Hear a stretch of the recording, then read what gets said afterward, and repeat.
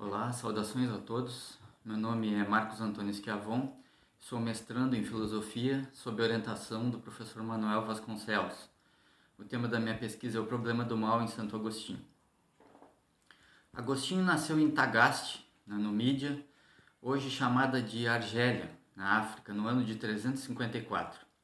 Ainda adolescente, após ler o Hortênsios de Cícero, maravilhou-se com a filosofia e acabou por deixar as escrituras em segundo plano.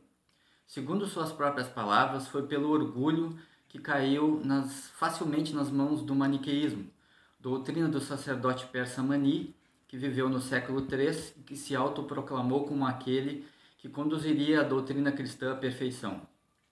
O maniqueísmo é uma mistura de elementos gnósticos, cristãos e orientais e admite dois princípios, o do bem e o do mal, a luz e as trevas. A consequência moral disso é que o homem deveria então ter duas almas, cada uma delas orientada por um dos princípios. Assim, o mal é metafísico e ontológico e a pessoa não é livre nem responsável pelo mal que faz. O mal lhe é imposto. Agostinho, que sempre fora preocupado com essas questões, não podia suportar a ideia de que Deus fosse o causador do mal.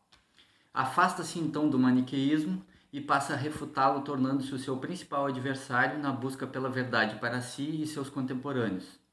Em uma visita a Milão, enquanto assiste aos sermões do bispo Ambrósio, Agostinho também faria leituras sobre os temas do neoplatônico Plotino, que o levou à certeza de um Deus bom e poderoso, fonte de toda a realidade, mas ainda não tinha todas as respostas que procurava.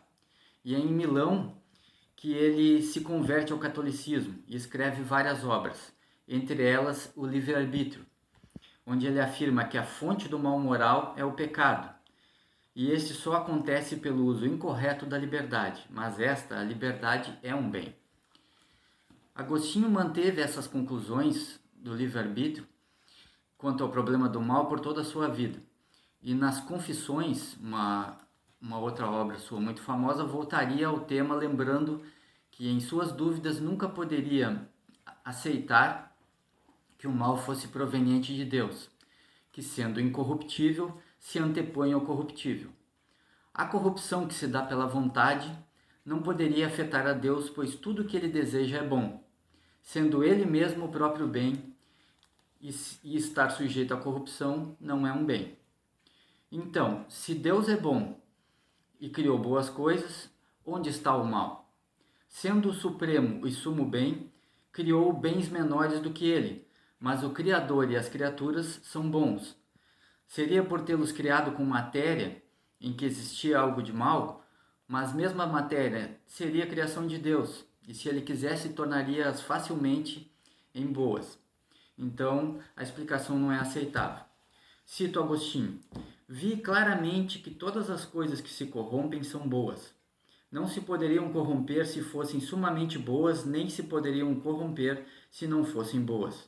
Com efeito, se fossem absolutamente boas, seriam incorruptíveis, e se não tivessem nenhum bem, nada haveria nelas que se corrompesse. Então, a corrupção é nociva, e se não diminuísse o bem, não seria nociva. Portanto, restam duas opções. A primeira, a corrupção nada prejudica, o que não é aceitável. E segundo, todas as coisas que se corrompem são privadas de algum bem. Se fossem privadas de todo o bem, deixariam de existir. Logo, se existem, são boas. E o mal que Agostinho procurava não é uma substância, porque se fosse substância seria um bem. Se fosse uma substância incorruptível, seria um grande bem. Se fosse corruptível, teria pelo menos uma parte boa. Ora, somente aquilo que é corruptível está sujeito ao mal, está sujeito à corrupção. Sendo Deus incorruptível e o sumo bem, não está sujeito ao mal, não podendo ser ele o causador do mesmo. O restante da pesquisa é desenvolvido a comprovar pelas palavras de Agostinho, então, qual é a origem do mal no mundo. Obrigado.